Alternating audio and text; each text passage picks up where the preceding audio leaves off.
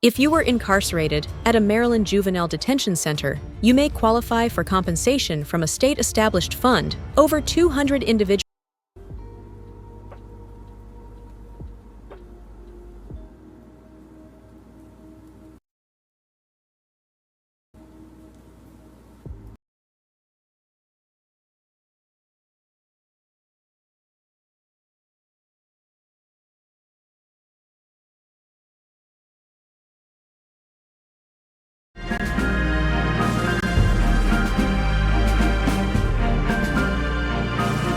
Numbers. Numbers 1. The people of Israel had left Egypt and were living in the Sinai desert. Then on the first day of the second month of the second year, Moses was in the sacred tent when the Lord said, I want you and Aaron to find out how many people are in each of Israel's clans and families, and make a list of all the men 20 years and older who are able to fight in battle. The following 12 family leaders, one from each tribe, will help you. Elizur, son of Shedeur from Reuben, Shelomiel, son of Zurishaddai from Simeon, Nahshon, son of Amminadab from Judah, Nethanel, son of Zuar from Issachar, Eliab, son of Helon from Zebulun, Elishama, son of Ammihud from Ephraim, Gamaliel, son of Pedazur from Manasseh, Abidan, son of Gideoni from Benjamin, Ahiezer, son of Ammishaddai from Dan, Pagiel, son of Ochran from Asher, Eliasaph, son of Duel from Gad, and Ahira, son of Enan from Naphtali. Moses and Aaron, together with these 12 tribal leaders, called together the people that same day. They were counted according to their clans and families. Then Moses and the others listed the names of the men 20 years and older, just as the Lord had commanded. The number of men from each tribe who were at least 20 years old and strong enough to fight in Israel's army was as follows: 46,500 from Reuben, the oldest son of Jacob; 59,300 from Simeon; 45,650 from Gad; 74,600 from Judah; 54,400 from Issachar; 57,400 from Zebulun; 40,500 from Ephraim; 32,200 from Manasseh; 35,400 from Benjamin; 62,700 from Dan; 41,500 from Asher; 53,400 from Naphtali. The total number of men registered by Moses, Aaron, and the 12 leaders was 603,550. But those from the Levi tribe were not included, because the Lord had said to Moses, When you count the Israelites, do not include those from the Levi tribe. Instead, give them the job of caring for the sacred tent, its furnishings, and the objects used for worship. They will camp around the tent, and whenever you move, they will take it down, carry it to the new camp, and set it up again. Anyone else who tries to go near it must be put to death. The rest of the Israelites will camp in their own groups and under their own banners, but the Levites will camp around the sacred tent to make sure that no one goes near it and makes me furious with the Israelites. The people of Israel did everything the Lord had commanded. Numbers 2. The Lord told Moses and Aaron how the Israelites should arrange their camp. Each tribe must set up camp under its own banner and under the flags of its ancestral families. These camps will be arranged around the sacred tent, but not close to it. Judah and the tribes that march with it must set up camp on the east side of the sacred tent under their own banner. The 74,600 troops of the tribe of Judah will be arranged by divisions and led by Nahshon, son of Amminadab. On one side of Judah will be the tribe of Issachar, with Nethanel, son of Zuar, as the leader of its 54,000 troops.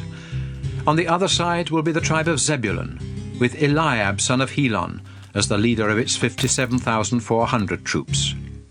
These 186,400 troops will march into battle first. Reuben and the tribes that march with it must set up camp on the south side of the sacred tent, under their own banner. The 46,500 troops of the tribe of Reuben will be arranged by divisions and led by Elizur, son of Shedeur.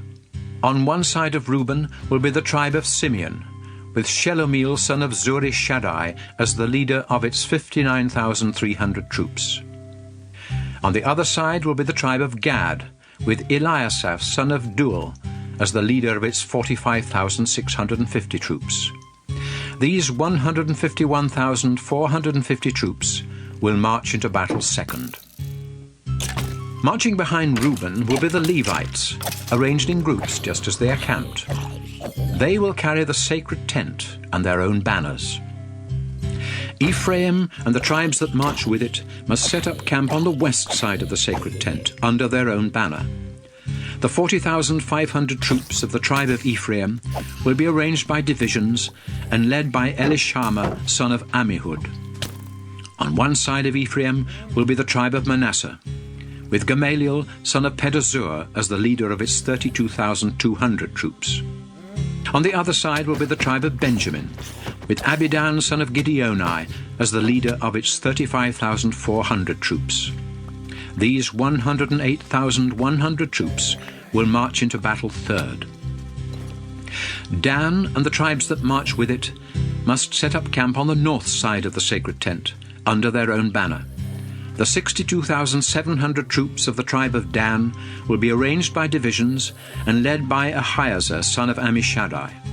On one side of Dan will be the tribe of Asher, with Pagiel, son of Ochram, as the leader of its 41,500 troops.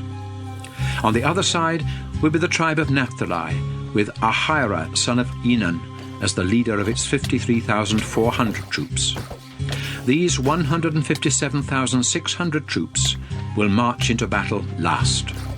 So all the Israelites in the camp were counted according to their ancestral families. The troops were arranged by divisions and totaled 603,550.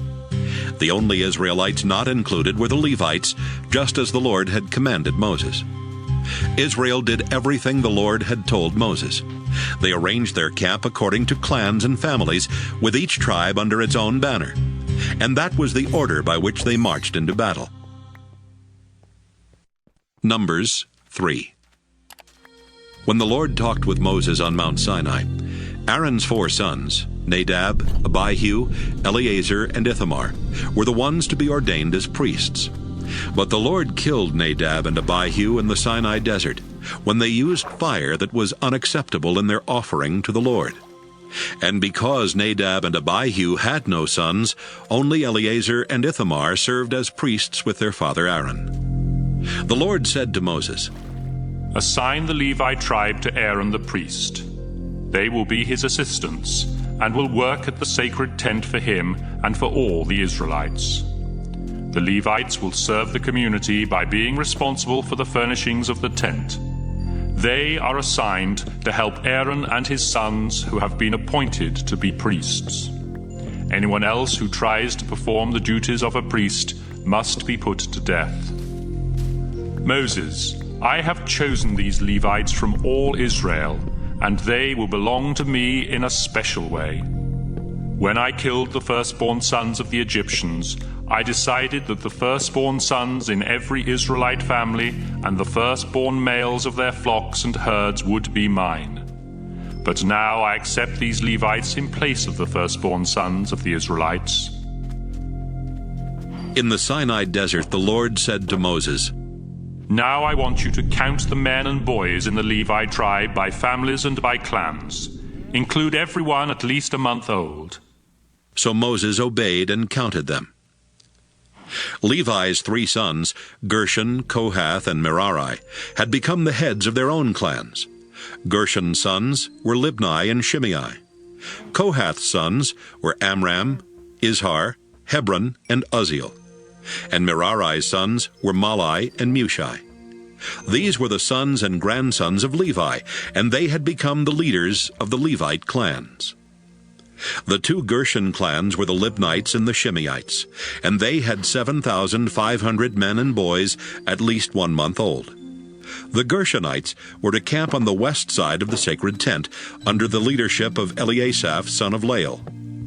Their duties at the tent included taking care of the tent itself, along with its outer covering, the curtain for the entrance, the curtains hanging inside the courtyard around the tent, as well as the curtain and ropes for the entrance to the courtyard and its altar. The Gershonites were responsible for setting these things up and taking them down. The 4 Kohath clans were the Amramites, the Izharites, Hebronites, and the Uzzielites, and they had 8,600 men and boys at least 1 month old. The Kohathites were to camp on the south side of the sacred tent, under the leadership of Elizaphan, son of Uzziel. Their duties at the tent included taking care of the sacred chest, the table for the sacred bread, the lampstand, the altars, the objects used for worship, and the curtain in front of the most holy place. The Kohathites were responsible for setting these things up and taking them down. Eleazar, son of Aaron, was the head of the Levite leaders, and he made sure that the work at the sacred tent was done. The 2 Merari clans were the Mahlites and the Mushites, and they had 6,200 men and boys at least 1 month old. The Merarites were to camp on the north side of the sacred tent, under the leadership of Zuriel, son of Abihail. Their duties included taking care of the tent frames and the pieces that held the tent up, the bars, the posts, the stands, and its other equipment. They were also in charge of the posts that supported the courtyard, as well as their stands, tent pegs, and ropes. The Merari clans were responsible for setting these things up and taking them down. Moses, Aaron, and his sons were to camp in front of the sacred tent, on the east side, and to make sure that the Israelites worshipped in the proper way. Anyone else who tried to do the work of Moses and Aaron was to be put to death. So Moses and Aaron obeyed the Lord and counted the Levites by their clans. The total number of Levites, at least 1 month old, was 22,000. The Lord said to Moses, "Make a list and count the firstborn sons at least 1 month old in each of the Israelite families. They belong to me, but I will accept the Levites as substitutes for them, and I will accept the Levites' livestock as substitutes for the Israelites' firstborn livestock." Moses obeyed the Lord and counted the firstborn sons. There were 22,273 of them. Then the Lord said, "The Levites will belong to me and will take the place of the firstborn sons. Their livestock will take the place of the Israelites' firstborn livestock. But since there are more firstborn sons than Levites, the extra 273 men and boys must be bought back from me. For each one, you are to collect 5 pieces of silver, weighed according to the official standards. This money must then be given to Aaron and his sons." Moses collected the silver from the extra 273 firstborn men and boys, and it amounted to 1,365 pieces of silver, weighed according to the official standards. Then he gave it to Aaron and his sons, just as the Lord had commanded. Numbers 4. The Lord told Moses and Aaron, "Find out how many men between the ages of 30 and 50 are in the 4 Levite clans of Kohath. Count only those who are able to work at the sacred tent." The Kohathites will be responsible for carrying the sacred objects used in worship at the sacred tent. When the Israelites are ready to move their camp, Aaron and his sons will enter the tent and take down the curtain that separates the sacred chest from the rest of the tent. They will cover the chest with this curtain, and then with a piece of fine leather, and cover it all with a solid blue cloth. After this, they will put the carrying poles in place. Next, Aaron and his sons will use another blue cloth to cover the table for the sacred bread. On the cloth they will place the dishes, the bowls for incense, the cups, the jugs for wine, as well as the bread itself. They are to cover all this with a bright red cloth, and then with a piece of fine leather before putting the carrying poles in place. With another blue cloth, they will cover the lampstand, along with the lamps, the lamp snuffers, the fire pans, and the jars of oil for the lamps. All of this will then be covered with a piece of fine leather and placed on a carrying frame. The gold incense altar is to be covered with a blue cloth, and then with a piece of fine leather before its carrying poles are put in place. Next, Aaron and his sons will take blue cloth and wrap all the objects used in worship at the sacred tent. These will need to be covered with a piece of fine leather, then placed on a carrying frame. They are to remove the ashes from the bronze altar and cover it with a purple cloth. On that cloth will be placed the utensils used at the altar, including the fire pans, the meat forks, the shovels, and the sprinkling bowls. All of this will then be covered with a piece of fine leather before the carrying poles are put in place. When the camp is ready to be moved, the Kohathites will be responsible for carrying the sacred objects and the furnishings of the sacred tent. But Aaron and his sons must have already covered those things, so the Kohathites won't touch them and die. Eleazar, son of Aaron the priest, will be in charge of the oil for the lamps, the sweet-smelling incense, the grain for the sacrifices, and the olive oil used for dedications and ordinations. Eleazar is responsible for seeing that the sacred tent, its furnishings, and the sacred objects are taken care of. The Kohathites must not go near or even look at the sacred objects until Aaron and his sons have covered those objects. If they do, their entire clan will be wiped out. So make sure that Aaron and his sons go into the tent with them and tell them what to carry. The Lord said to Moses, Find out how many men between the ages of 30 and 50 are in the 2 Levite clans of Gershon. Count only those who are able to work at the sacred tent. The Gershonites will be responsible for carrying the curtains of the sacred tent, its 2 outer coverings, the curtain for the entrance to the tent, the curtains hanging around the courtyard of the tent, and the curtain and ropes for the entrance to the courtyard. The Gershonites are to do whatever needs to be done to take care of these things, and they will carry them wherever Aaron and his sons tell them to. These are the duties of the Gershonites at the sacred tent, and Ithamar, son of Aaron, will make sure they do their work. The Lord said, Moses, find out how many men between 30 and 50 are in the 2 Levite clans of Merari, but count only those who are able to work at the sacred tent. The Merarites will be responsible for carrying the frames of the tent and its other pieces, including the bars, the posts, the stands, as well as the posts that support the courtyard, together with their stands, tent pegs, and ropes. The Merarites are to be told exactly what objects they are to carry, and Ithamar, son of Aaron, will make sure they do their work. Moses, Aaron, and the other Israelite leaders obeyed the Lord and counted the Levi tribe by families and clans to find out how many men there were between the ages of 30 and 50 who could work at the sacred tent. There were 2,750 Kohathites, 2,630 Gershonites, and 3,200 Merarites, making a total of 8,580. Then they were all assigned their duties. Numbers 5. The Lord told Moses to say to the people of Israel, Put out of the camp everyone who has leprosy, or a bodily discharge, or who has touched a dead body. Now that I live among my people, their camp must be kept clean. The Israelites obeyed the Lord's instructions. The Lord told Moses to say to the community of Israel, If any of you commit a crime against someone, you have sinned against me. You must confess your guilt and pay the victim in full for whatever damage has been done, plus a fine of 20%. If the victim has no relative who can accept this money, it belongs to me and will be paid to the priest. In addition to that payment, you must take a ram for the priest to sacrifice, so your sin will be forgiven.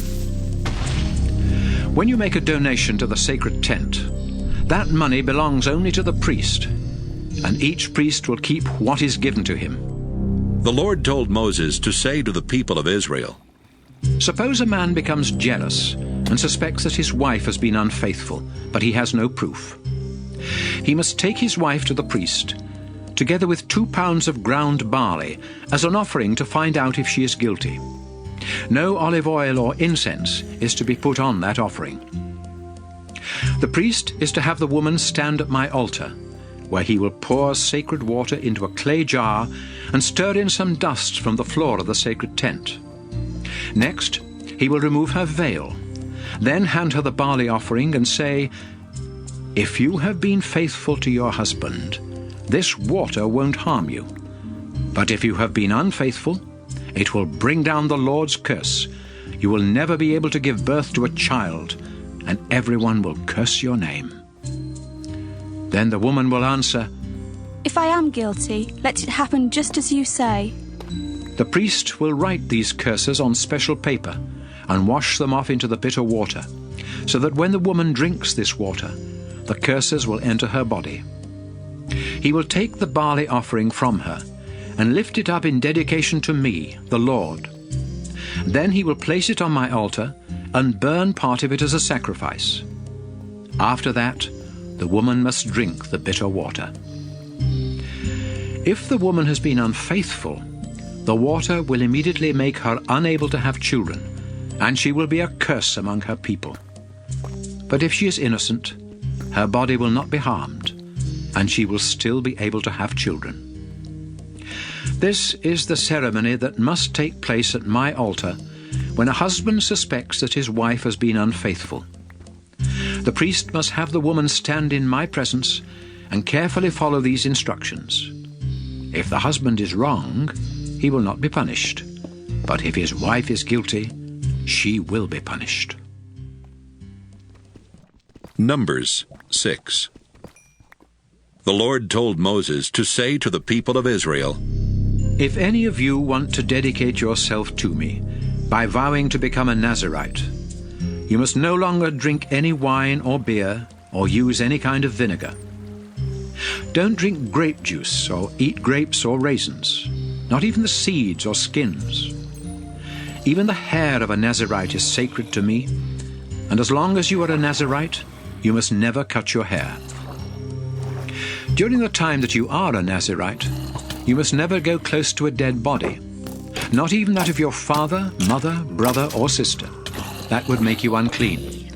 Your hair is the sign that you are dedicated to me, so remain holy.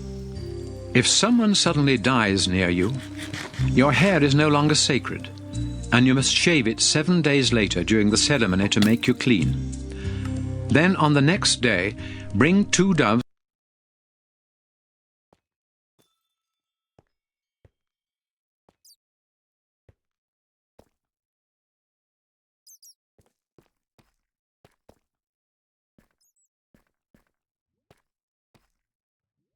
He will offer one of the birds as a sacrifice for sin, and the other as a sacrifice to please me. You will then be forgiven for being too near a dead body, and your hair will again become sacred. But the dead body made you unacceptable, so you must make another vow to become a Nazirite and be dedicated once more. Finally, a year-old ram must be offered as the sacrifice to make things right. When you have completed your promised time of being a Nazirite, go to the sacred tent and offer 3 animals that have nothing wrong with them: a year-old ram as a sacrifice to please me, a year-old female lamb as a sacrifice for sin, and a full-grown ram as a sacrifice to ask my blessing. Wine offerings and grain sacrifices must also be brought with these animals. Finally, you are to bring a basket of bread made with your finest flour and olive oil, but without yeast. Also bring some thin wafers brushed with oil. The priest will take these gifts to my altar and offer them, so that I will be pleased and will forgive you. Then he will sacrifice the ram and offer the wine, grain, and bread. After that, you will stand at the entrance to the sacred tent, shave your head, and put the hair in the fire where the priest has offered the sacrifice to ask my blessing. Once the meat from the ram's shoulder has been boiled, The priest will take it, along with 1 loaf of bread and 1 wafer brushed with oil, and give them to you. You will hand them back to the priest, who will lift them up in dedication to me. Then he can eat the meat from the ram's shoulder, its choice ribs, and its hind leg, because this is his share of the sacrifice. After this, you will no longer be a Nazirite, and will be free to drink wine. These are the requirements for Nazirites. However, if you can afford to offer more, you must do so. The Lord told Moses, When Aaron and his sons bless the people of Israel, they must say, I pray that the Lord will bless and protect you, and that he will show you mercy and kindness. May the Lord be good to you and give you peace. Then the Lord said, If Aaron and his sons ask me to bless the Israelites, I will give them my blessing. Numbers 7. When Moses had finished setting up the sacred tent, he dedicated it to the Lord, together with its furnishings, the altar, and its equipment. Then the 12 tribal leaders of Israel, the same men who had been in charge of counting the people, came to the tent with gifts for the Lord. They brought 6 strong carts and 12 oxen, 1 ox from each leader, and a cart from every 2. The Lord said to Moses, Accept these gifts, so the Levites can use them here at the sacred tent, for carrying the sacred things. Then Moses took the carts and oxen and gave them to the Levites, who were under the leadership of Ithamar son of Aaron. Moses gave 2 carts and 4 oxen to the Gershonites for their work, and 4 carts and 8 oxen to the Merarites for their work. But Moses did not give any to the Kohathites, because they were in charge of the sacred objects that had to be carried on their shoulders. On the day the altar was dedicated, the 12 leaders brought offerings for its dedication. The Lord said to Moses, Each day 1 leader is to give his offering for the dedication. So each leader brought the following gifts: a silver bowl that weighed over 3 pounds, and a silver sprinkling bowl weighing almost 2 pounds, both of them filled with flour and olive oil as grain sacrifices, and weighed according to the official standards. A small gold dish filled with incense. A young bull, a full-grown ram, and a year-old ram as sacrifices to please the Lord. A goat as a sacrifice for sin. And 2 bulls, 5 full-grown rams, 5 goats, and 5 rams a year old as sacrifices to ask the Lord's blessing. The tribal leaders brought their gifts and offerings in the following order. On the first day, Nahshon from Judah. On the second day, Nathanael from Issachar. On the third day, Eliab from Zebulun. On the fourth day, Eliezer from Reuben. On the 5th day, Shelumiel from Simeon. On the 6th day, Eliasaph from Gad. On the 7th day, Elishama from Ephraim. On the 8th day, Gamaliel from Manasseh. On the 9th day, Abidan from Benjamin. On the 10th day, Ahiezer from Dan. On the 11th day, Pagiel from Asher. On the 12th day, Ahira from Naphtali. And so when the altar was dedicated to the Lord, these 12 leaders brought the following gifts: 12 silver bowls and 12 silver sprinkling bowls, weighing a total of about 60 pounds, according to the official standards. 12 gold dishes filled with incense and weighing about 3 pounds.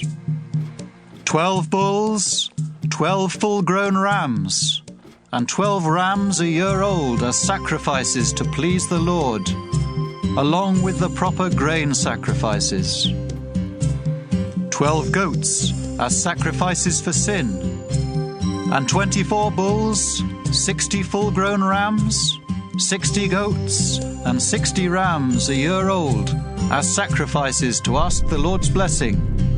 Whenever Moses needed to talk with the Lord, he went into the sacred tent, where he heard the Lord's voice coming from between the 2 winged creatures above the lid of the sacred chest.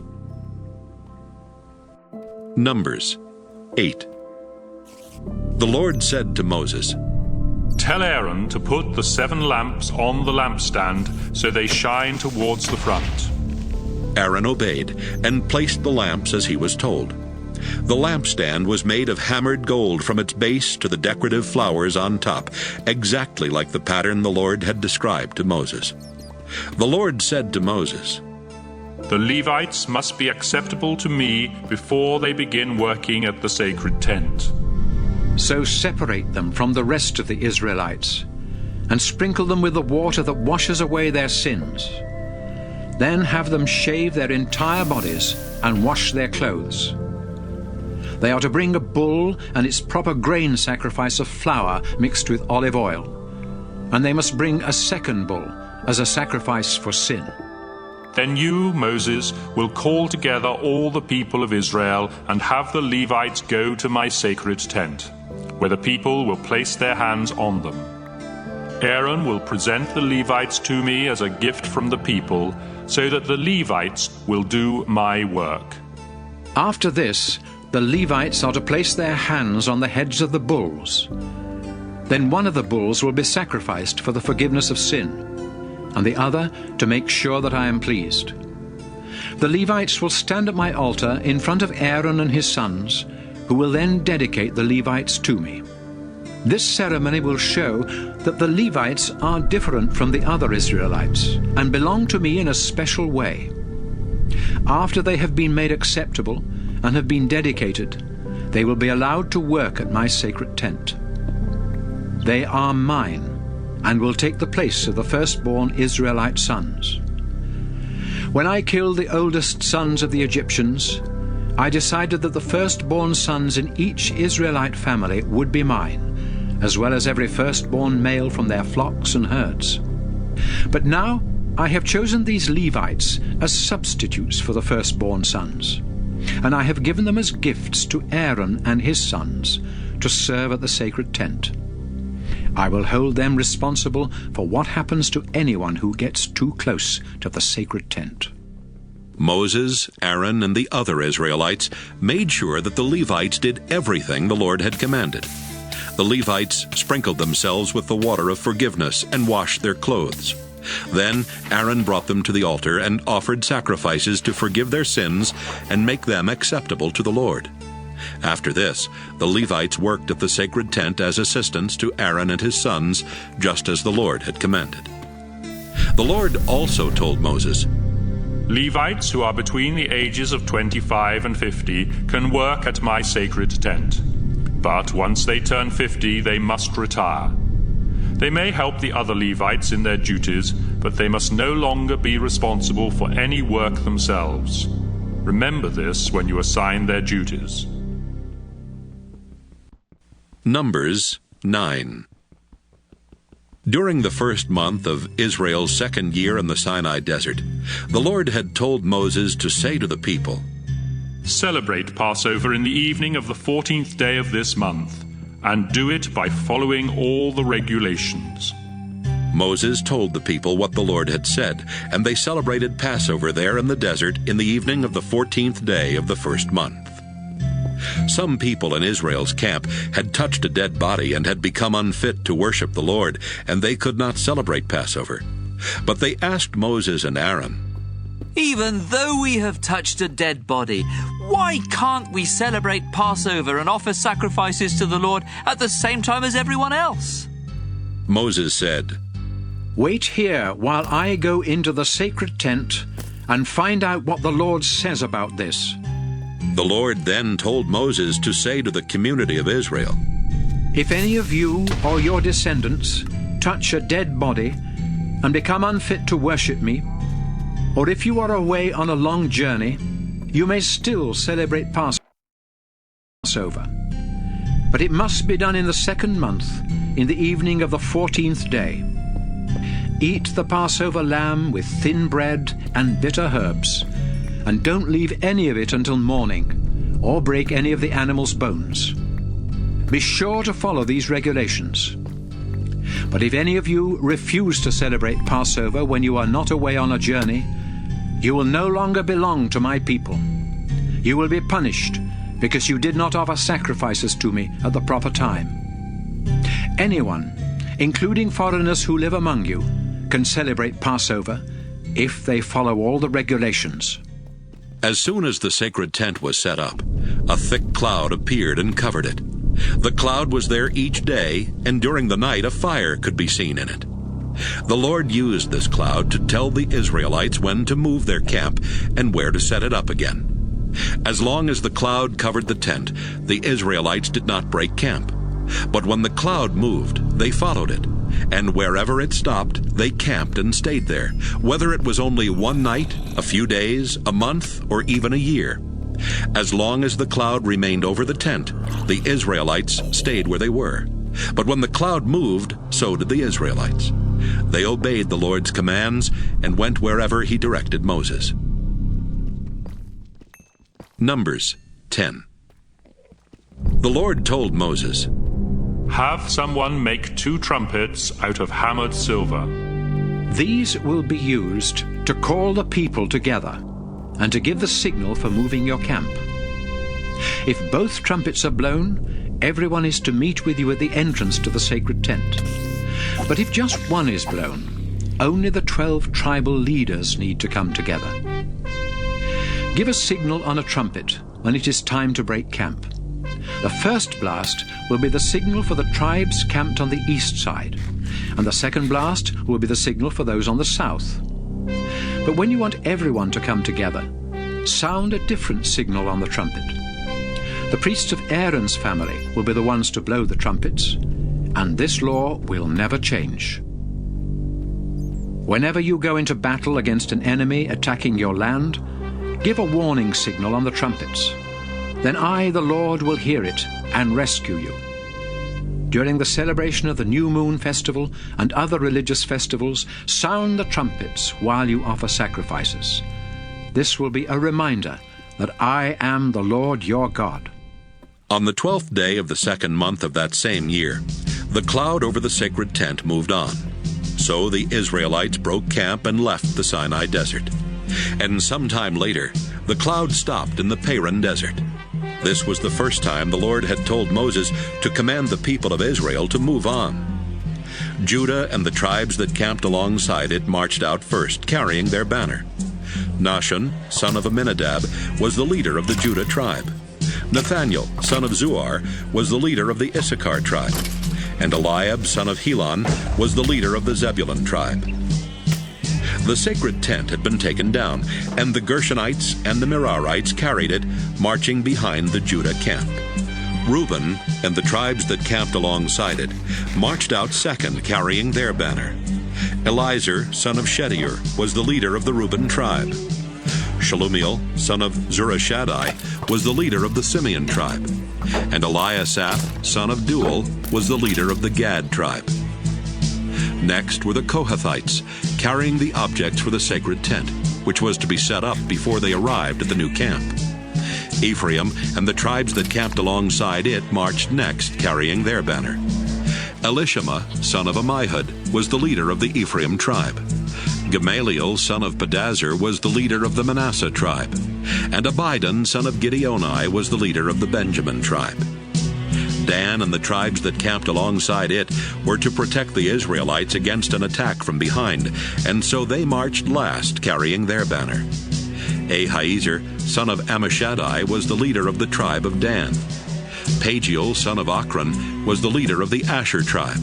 And Ahira, son of Enan, was the leader of the Naphtali tribe. This was the order in which the Israelites marched each time they moved their camp. Hobab the Midianite, the father-in-law of Moses, was there. And Moses said to him, We're leaving for the place the Lord has promised us.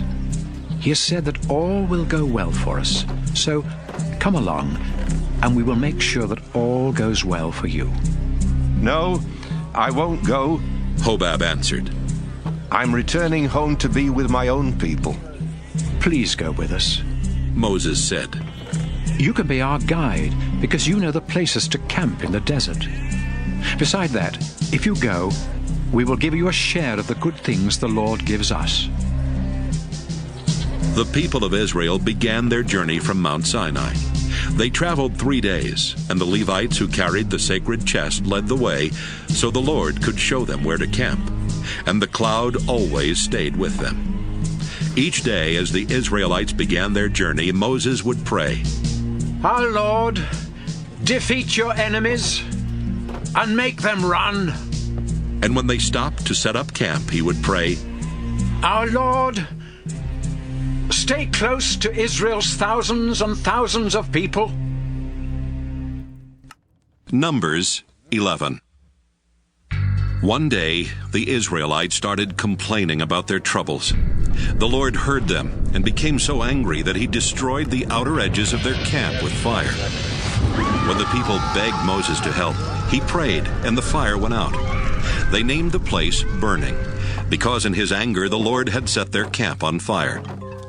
One day, some worthless foreigners among the Israelites became greedy for food, and even the Israelites themselves began moaning. We don't have any meat. In Egypt, we could eat all the fish we wanted, and there were cucumbers, melons, onions, and garlic. But we're starving out here, and the only food we have is this manna. The manna was like small whitish seeds, and tasted like something baked with sweet olive oil. It appeared at night with the dew. In the morning, the people would collect the manna, grind or crush it into flour, then boil it and make it into thin wafers. The Israelites stood around their tents complaining. Moses heard them and was upset that they had made the Lord angry. He prayed, I am your servant, Lord, so why are you doing this to me? What have I done to deserve this? You made me responsible for all these people, but they're not my children. You told me to nurse them along and to carry them to the land you promised their ancestors. They keep whining for meat, but where can I get meat for them? This job is too much for me. How can I take care of all these people by myself? If this is the way you're going to treat me, just kill me now and end my miserable life. The Lord said to Moses, Choose 70 of Israel's respected leaders and go with them to the sacred tent. While I am talking with you there, I will give them some of your authority so they can share responsibility for my people. You will no longer have to care for them by yourself. As for the Israelites, I have heard them complaining about not having meat and about being better off in Egypt. So tell them to make themselves acceptable to me, because tomorrow they will have meat. In fact, they will have meat day after day for a whole month, not just a few days or even 10 or 20. They turned against me and wanted to return to Egypt. Now they will eat meat until they get sick of it. Moses replied, At least 600,000 grown men are here with me. How can you say there will be enough meat to feed them and their families for a whole month? Even if we butchered all of our sheep and cattle or caught every fish in the sea, we wouldn't have enough to feed them. The Lord answered, I can do anything. Watch, and you'll see my words come true. Moses told the people what the Lord had said. Then he chose 70 respected leaders and went with them to the sacred tent. While the leaders stood in a circle around the tent, Moses went inside, and the Lord spoke with him. Then the Lord took some authority from Moses and gave it to the 70 leaders. And when the Lord's Spirit took control of them, they started shouting like prophets, but they did it only this one time. Eldad and Medad were 2 leaders who had not gone to the tent. But when the Spirit took control of them, they began shouting like prophets right there in camp. A boy ran to Moses and told him about Eldad and Medad. Joshua was there helping Moses, as he had done since he was young. And he said to Moses, Sir, you must stop them. But Moses replied, Are you concerned what this might do to me? I wish the Lord would give his Spirit to all his people, so everyone could be a prophet. Then Moses and the 70 leaders went back to camp. Sometime later, the Lord sent a strong wind that blew quails in from the sea until Israel's camp was completely surrounded with birds, piled up about 3 feet high for miles in every direction. The people picked up quails for 2 days. Each person filled at least 50 bushels. Then they spread them out to dry. But before the meat could be eaten, the Lord became angry and sent a disease through the camp. After they had buried the people who had been so greedy for meat, they called the place Graves for the Greedy. Israel then broke camp and traveled to Hazeroth. Numbers 12. Although Moses was the most humble person in all the world, Miriam and Aaron started complaining. Moses had no right to marry that woman from Ethiopia. Who does he think he is? The Lord has spoken to us, not just to him. The Lord heard their complaint and told Moses, Aaron, and Miriam to come to the entrance of the sacred tent. There the Lord appeared in a cloud and told Aaron and Miriam to come closer. Then, after commanding them to listen carefully, he said, I, the Lord, speak to prophets in visions and dreams. But my servant Moses is the leader of my people. He sees me face to face, and everything I say to him is perfectly clear. You have no right to criticize my servant Moses. The Lord became angry at Aaron and Miriam. And after the Lord left and the cloud disappeared from over the sacred tent, Miriam's skin turned white with leprosy. When Aaron saw what had happened to her, he said to Moses, Sir, please don't punish us for doing such a foolish thing. Don't let Miriam's flesh rot away like a child born dead. Moses prayed, Lord God, please heal her. But the Lord replied, Miriam would be disgraced for 7 days if her father had punished her by spitting in her face. So make her stay outside the camp for 7 days before coming back. The people of Israel did not move their camp until Miriam returned 7 days later. Then they left Hazeroth and set up camp in the Paran desert. Numbers 13. The Lord said to Moses, Choose a leader from each tribe and send them into Canaan to explore the land I am giving you. So Moses sent 12 tribal leaders from Israel's camp in the Paran desert, with orders to explore the land of Canaan. And here are their names: Shemua, son of Zachar, from Reuben; Shaphat, son of Hori, from Simeon; Caleb, son of Jephunneh, from Judah; Igal, son of Joseph, from Issachar; Joshua, son of Nun, from Ephraim; Paltai, son of Raphu, from Benjamin; Gadiel, son of Sodai, from Zebulun; Gadai, son of Susai, from Manasseh; Amiel, son of Gamalai, from Dan; Sether, son of Michael, from Asher; Nabai, son of Vophsi, from Naphtali; and Geuel, son of Machai, from Gad. Before Moses sent them into Canaan, he said, After you go through the southern desert of Canaan, continue north into the hill country and find out what those regions are like. Be sure to remember how many people live there, how strong they are, and if they live in open towns or walled cities. See if the land is good for growing crops, and find out what kinds of trees grow there. It's time for grapes to ripen, so try to bring back some of the fruit that grows there. The 12 men left to explore Canaan from the Zin desert in the south, all the way to the town of Rehob near Lebo-Hamath in the north.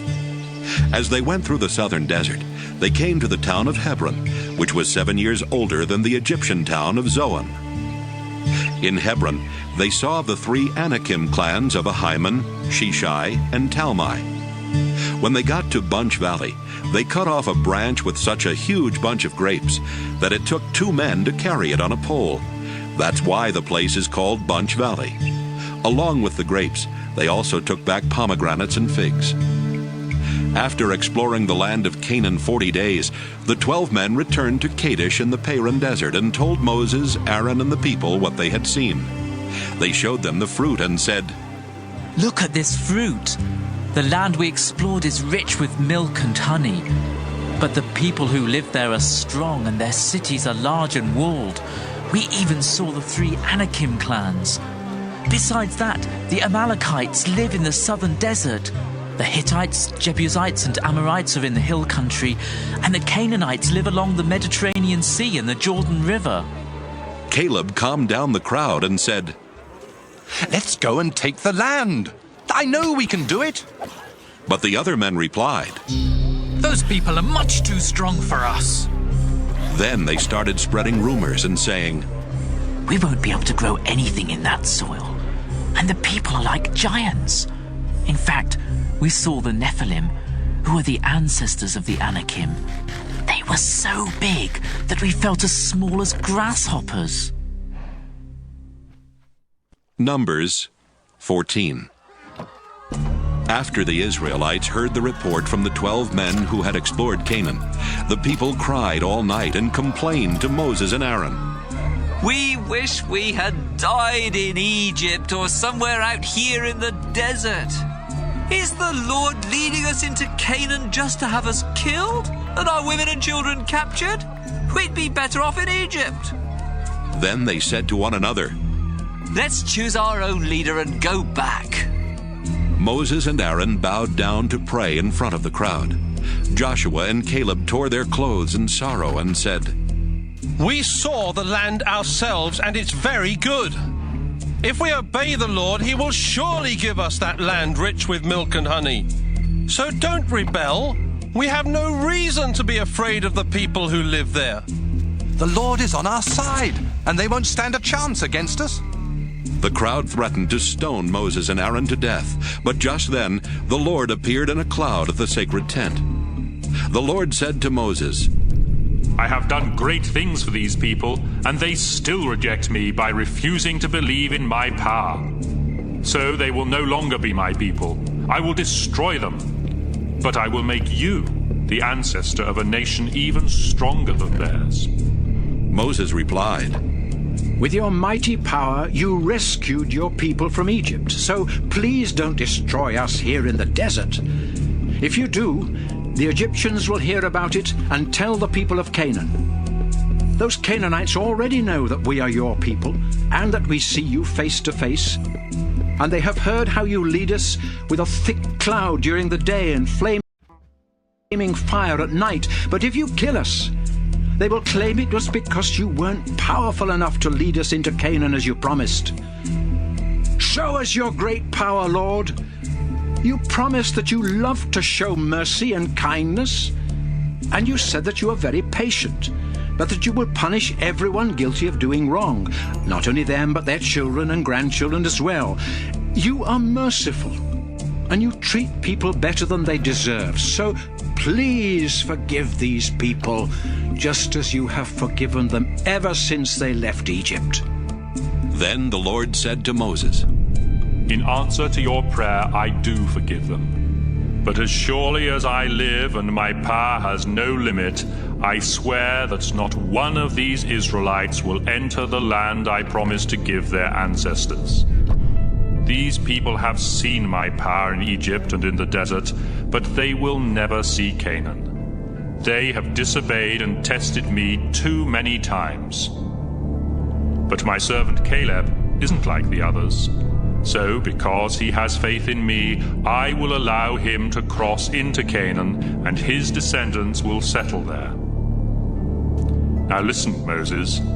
The Amalekites and the Canaanites live in the valleys of Canaan. And tomorrow morning you'll need to turn around and head back into the desert toward the Red Sea. The Lord told Moses and Aaron to give this message to the people of Israel.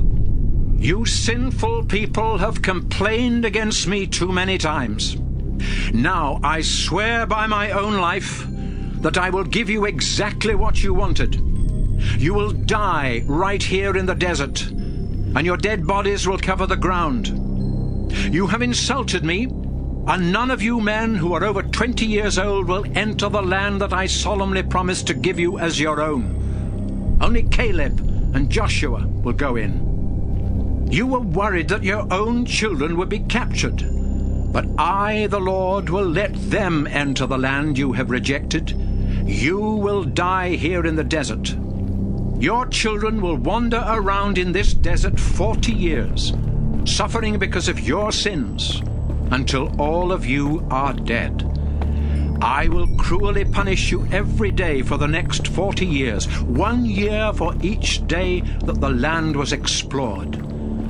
You sinful people who ganged up